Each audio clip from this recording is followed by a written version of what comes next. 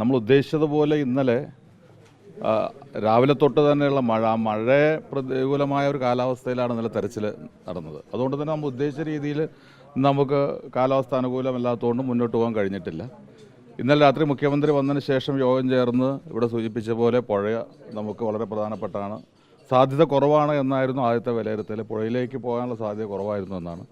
പക്ഷേ എന്നാലും നമുക്ക് ആ സാധ്യത കൂടി നമ്മൾ പരിഗണിച്ചുകൊണ്ട് പുഴയിലുള്ള സെർച്ച് നമ്മൾ തുടരും. അതുപോലെ തന്നെ ഇന്ന് പുതിയ മേഖലയിൽ നിന്ന് മീനാക്ഷി പാലത്തിൻ്റെ വലതുഭാഗത്ത് നമുക്ക് കൂടുതൽ സാധ്യതയുണ്ട് എന്നാണ് കരുതുന്നത്. അവിടെയുള്ള തെരച്ചിൽ ഇന്ന് ആരംഭിക്കും. 2 സോണും കഴിഞ്ഞ് 3ാമത്തെ സോണിലേക്ക് പോവുകയാണ്. മഴയാണ് ഒരു പ്രധാനപ്പെട്ട നമുക്ക് തടസ്സമായി നിൽക്കുന്നത്. മഴയില്ലെങ്കിൽ നമുക്ക് പല കാര്യങ്ങളും നമുക്ക് വേണ്ട രീതിയിൽ നമുക്ക് വിനിയോഗിക്കാമായിരുന്നു. പക്ഷേ ഇവിടെ പറഞ്ഞല്ലോ, നായ്ക്കൾ വരെ വന്നെങ്കിലും അവർക്കും വേണ്ടത്ര മഴ കാരണം നമുക്ക് ഉദ്ദേശിച്ച റിസൾട്ട് അതുകൊണ്ടുണ്ടായിട്ടില്ല. ഇവിടെ എറണാകുളത്ത് നിന്ന് കൂടുതൽ ഇതുമായി ബന്ധപ്പെട്ട് ഇത്തരം രംഗത്ത് പരിശീലനം ലഭിച്ച നായകൾ വരുന്നുണ്ട്. അപ്പോൾ അവരുടെ കൂടി സേവനം നോക്കുന്നുണ്ട്. എല്ലാ രീതിയിലും പരമാവധി രക്ഷാപ്രവർത്തനം ഏകോപിപ്പിച്ചുകൊണ്ട് മുന്നോട്ട് പോകുന്നുണ്ട്. ഈ പാലം കഴിഞ്ഞിട്ടുള്ള സ്ഥലത്ത് നേരത്തെ ഒരു മൃതദേഹം കണ്ടെത്തിയ സ്ഥലത്ത് ഈ ദുരന്തം ഉണ്ടാകുന്നതിന് മുമ്പ് 3 ആളുകൾ, ഈ കമ്പനിയുടെ നിർമ്മാണ ചുമതലയുടെ കമ്പനിയുടെ 3 ആളുകൾ സംസാരിച്ചുകൊണ്ടിരിക്കുകയായിരുന്നു എന്നാണ് പറയുന്നത്. ആ മേഖലയിൽ തെരച്ചിൽ ഊർജിതമാക്കണം. ആ മേഖലയിലെ ചില ഭാഗങ്ങളിലാണ് ഇന്നലെ തെരച്ചിൽ നടന്നത്. അത് ഈ മീനാക്ഷി പാലത്തിൻ്റെ ലെഫ്റ്റ് സൈഡാണ്.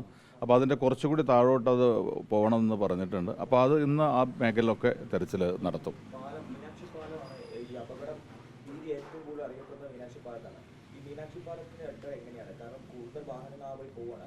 ഇന്നലെ അത് യഥാർത്ഥത്തിൽ തിരുവനന്തപുരത്ത് നിന്ന് ഞങ്ങൾ പുറപ്പെടുമ്പോൾ തന്നെ ഇവിടുത്തെ MLA കൂടിയായ കൃഷി വകുപ്പ് മന്ത്രി ഉദ്യോഗസ്ഥന്മാരെ വിളിച്ച് നിർദ്ദേശം നൽകിയിരുന്നു. PWD ഉദ്യോഗസ്ഥന്മാർക്ക് നിർദ്ദേശം നൽകി. അദ്ദേഹം പാലം എങ്ങനെയുണ്ട്, പാലത്തിന് സ്ട്രെങ്ത് ആണോ, അത് നമുക്ക് ഡിപ്പെൻഡ് ചെയ്യാമോ എന്നുള്ളത്. കാരണം നമുക്ക് ചുരൽമല നമുക്കൊരു അനുഭവം നമുക്കുണ്ട്. അവിടുത്തെ പാലം ഒലിച്ചു പോയപ്പോൾ ഒരു പ്രദേശം തന്നെ ഒറ്റപ്പെട്ടു പോയി. ഇത് അതിലേറെ വലിയ രീതിയിലാണ്. മീനാക്ഷി പാലം അവിടെ നിന്ന് ഇതിന് പ്രയാസം വന്നു കഴിഞ്ഞാൽ ചുരൽമല മുതലുള്ള പ്രദേശങ്ങൾ മുഴുവൻ ഒറ്റപ്പെടുന്ന സാഹചര്യമാണ്.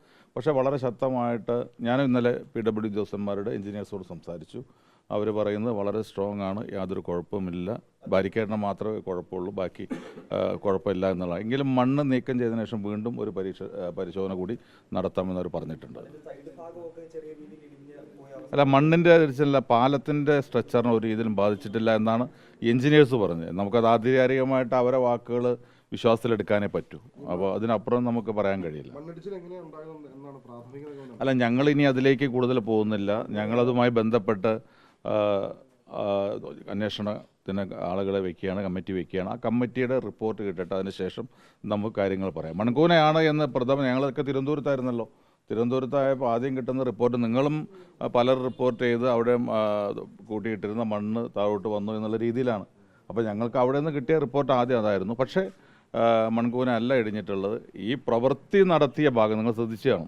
പ്രവൃത്തി നടത്തി കോൺക്രീറ്റ് ചെയ്ത ഭാഗത്തിൻ്റെ തൊട്ട് മുകളിലാണ് ഇടിച്ചിലുണ്ടായിട്ടുണ്ട്. അപ്പോൾ കോൺക്രീറ്റ് നടത്തി മണ്ണ് അവിടെ നീക്കം ചെയ്ത് കോൺക്രീറ്റ് അവിടെ ഗാലറി പോലെ ഉണ്ടാക്കിയെടുത്തത് അതിൻ്റെ തൊട്ട് മുകളിൽ ഉണ്ടായിട്ടുള്ള ഈ മണ്ണിടിച്ചിലിന് കാരണമായിട്ടുണ്ടോ എന്നുള്ളതൊക്കെ പറയേണ്ടത് ശാസ്ത്രീയമായ നിഗമനത്തിലാണ്. നമുക്കൊക്കെ ആധികാരികമായിട്ട് പറയാൻ കഴിയില്ല. പക്ഷെ ഒറ്റനോട്ടത്തിൽ ചിലപ്പോൾ നമുക്ക് അതൊരു കാരണമല്ല എന്ന് തോന്നിപ്പോകുക ആർക്കും. കാരണം ആ രീതിയിൽ അവിടെയുള്ള മല ഇടിച്ച് കഴിഞ്ഞതിന് ശേഷം അത് പ്ലാസ്റ്റർ ചെയ്തിരിക്കുകയാണ്, കോൺക്രീറ്റ് പ്ലാസ്റ്റർ. അപ്പോൾ അത് സ്വാഭാവികമായിട്ടും അതിനൊരു കാരണമാകാമെന്ന് ആരും ചിന്തിച്ച് കഴിഞ്ഞാൽ ആരും കുറ്റപ്പെടുത്താൻ പറ്റില്ല. പക്ഷേ അതിൻ്റെ ഒരു ഫൈനൽ റിപ്പോർട്ട് പറയേണ്ടത് ഇതുമായി ബന്ധപ്പെട്ട അന്വേഷണ കമ്മിറ്റിയാണ്. അത് കഴിയുന്നത്ര വേഗം എന്നുള്ളതാണ്. നമുക്ക് അവർക്ക് ഇതുമായി ബന്ധപ്പെട്ട എന്തെല്ലാം പഠനങ്ങൾ നടത്തണം, അന്വേഷണം ഏതെല്ലാം രീതിയിൽ വേണം എന്ന് നമുക്കറിയില്ല അതിനെക്കുറിച്ച്. അപ്പോൾ അതുകൊണ്ട് പരമാവധി വേഗത്തിൽ അവരെല്ലാ രീതിയിലുള്ള കുറ്റമറ്റ അന്വേഷണം നടത്തി അവർ റിപ്പോർട്ട് വേണമെന്നാണ് പറഞ്ഞിട്ടുള്ളത്. അപ്പോൾ അത് അല്ല, ഞങ്ങൾ അതിനകത്തൊരു അന്വേഷണം പ്രഖ്യാപിച്ച സാഹചര്യത്തിൽ ഞങ്ങൾ അത്തരം കാര്യങ്ങൾ മുൻവിധിയോടെ പറയുന്നതിൽ കാര്യമില്ല. ഒരു കമ്മിറ്റിയെ വെച്ച് കഴിഞ്ഞു.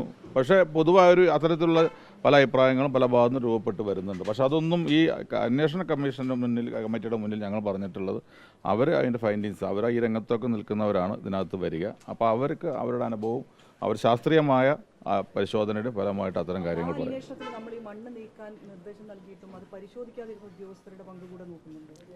മണ്ണിടിച്ചിലാണ് അത് ഏറ്റവും പ്രധാനപ്പെട്ട കാര്യം. അനുബന്ധമായി വരുന്ന കാര്യങ്ങളൊക്കെ തന്നെ അതുമായി ബന്ധപ്പെട്ട കാര്യങ്ങൾ പരിശോധിക്കേണ്ടി വരും. ഏതെല്ലാം കാര്യങ്ങൾ എന്നുള്ളത് വരട്ടെ. ഏറ്റവും പ്രധാനമായി മണ്ണിടിച്ചൽ, ആ മണ്ണിടിച്ചലിൻ്റെ കാരണം എന്താണ്, നിലവിലുള്ള സാഹചര്യത്തിൽ ഉണ്ടാകുന്നത് പോലെയാണ്. അതല്ല ഈ കൺസ്ട്രക്ഷൻ ബന്ധപ്പെട്ട കാര്യങ്ങളും ജനങ്ങൾ സംശയിക്കുന്ന പോലെ അതുമായി ബന്ധപ്പെട്ടതാണോ ഒക്കെ അന്വേഷണത്തിൻ്റെ പുറത്ത് വരട്ടെ. നമ്മളാരും അതിനെക്കുറിച്ച് അധികാരിയായിട്ട് ഇപ്പോൾ ഒരു അന്വേഷണം പ്രഖ്യാപിച്ച സാഹചര്യത്തിൽ അതിനെക്കുറിച്ച് എന്തെങ്കിലും പറയുന്നത് ശരിയല്ല. മാനദണ്ഡങ്ങൾ കൃത്യമായി പാലിക്കുന്നുണ്ടോ എന്ന് ഉറപ്പുവരുത്തേണ്ടത് സർക്കാരാണെന്നും ആ മേൽനോട്ടക്കുറവ് ഉണ്ടായതാണ് ഈ ദുരന്തം വരുത്തി വെച്ചതെന്ന് നമുക്ക് പറഞ്ഞ ദേശാഭിമാനി ഒരു മുഖപത്രം എഴുതിയിട്ടുണ്ട്. മാത്രമല്ല പദ്ധതിക്കെതിരെ ഗൂഢനീക്കം നടക്കുന്നു. ഈ പറയുന്ന നിർമ്മാണം എനിക്കറിയില്ല. ഞാൻ ഇവിടുത്തെ MLA ഷോപ്പ് മന്ത്രിക്ക് അതിനെക്കുറിച്ച് ഞാൻ മന്ത്രിയായതിനു ശേഷം ഞാൻ ടൗൺഷിപ്പുമായി ബന്ധപ്പെട്ട കാര്യങ്ങൾ വിലയിരുത്താൻ വേണ്ടി ഇവിടെ വന്നു. അന്ന് ഞാൻ ചൂരൽമല ഞാൻ പോയിരുന്നു. വലിയ ദുരന്തമുണ്ടായ സ്ഥലം എന്നുള്ള രീതിയിൽ തന്നെ അവിടെയും ഞാൻ പോയിരുന്നു. ആ ചൂരൽമല പോകുന്ന വഴിയാണ് ഞാൻ ഈ ഒരു നിർമ്മാണ പ്രവർത്തനം കാണുന്നത്. അന്ന് ഗവൺമെൻറ് വന്നിട്ട് വളരെ കുറച്ച് ദിവസങ്ങളായിട്ടുള്ളൂ. അപ്പോൾ തന്നെ ആ നിർമ്മാണ പ്രവർത്തനം അവിടെ ഏതാണ്ട് നല്ല രീതിയിൽ ഒരു ഗാലറി പോലെ അവിടെ ഉണ്ടാക്കിയെടുത്തു. എനിക്ക് എന്താണെന്ന് മനസ്സിലായില്ല. ഞാൻ അന്വേഷിച്ചപ്പോഴാണ് ഇവിടെയാണ് നമ്മുടെ തുരങ്കപാത തുടങ്ങുന്നത് എന്ന് പറഞ്ഞു. അപ്പോൾ ഞാൻ പറഞ്ഞു വരുന്നത്, ഈ ഗവൺമെൻറ് വന്നതിന് ശേഷം എന്തെങ്കിലും പ്രത്യേകിച്ച് കൺസ്ട്രക്ഷൻ അവിടെ നടന്നിട്ടില്ല. പ്രധാനപ്പെട്ട ഇത്തരം കൺസ്ട്രക്ഷനൊക്കെ നടന്നത് കഴിഞ്ഞ ഗവൺമെൻറ്റിൻ്റെ കാലത്താണ്. അപ്പോൾ അതിലൊന്നും ഞങ്ങൾ ഒരു ഇടപെടേണ്ടി വന്നിട്ടില്ല. ഞങ്ങൾ വന്നതിന് ശേഷം കാലാവസ്ഥയിൽ സ്വാഭാവികമായിട്ട് മൺസൂൺ വന്നപ്പോൾ നമ്മളത് വർക്ക് കണ്ടിന്യൂ ചെയ്യരുത് എന്നുള്ള ഡയറക്ഷൻ ഞങ്ങൾ കൊടുത്തു. അതിൻ്റെ പേരിൽ വർക്ക് നിർത്തിവെച്ചതാണ്. ഞാൻ പറയട്ടെ, ഞങ്ങളൊരു കമ്മിറ്റി വെച്ച് കഴിഞ്ഞ സാഹചര്യത്തിൽ അതിനെക്കുറിച്ച് കൂടുതൽ ഞാൻ പറയാനുള്ളത് പറഞ്ഞു കഴിഞ്ഞു. കൂടുതൽ പറയുന്നത് ശരിയല്ല. ആ കമ്മിറ്റി അവിടെ റിപ്പോർട്ട് നമ്മൾ അല്പം ക്ഷമിച്ചുകൂടെ? ആ റിപ്പോർട്ട് വരട്ടെ. ആ റിപ്പോർട്ട് വരുമ്പോൾ നമുക്ക്